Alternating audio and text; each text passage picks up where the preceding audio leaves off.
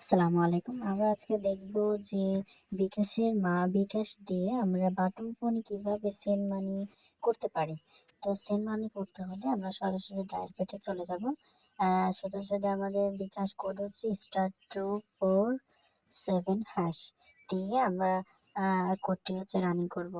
কোডটি রানিং করার পর আমরা সরাসরি মেন পেজে চলে যাব। মেন পেজে চলে যাওয়ার পরে এখানে সেন্ড মানি অপশন আছে 1 নাম্বারে। তো আমরা সেন্ড মানি অপশনে 1 নাম্বার আছে, তাই এক প্রেস করব।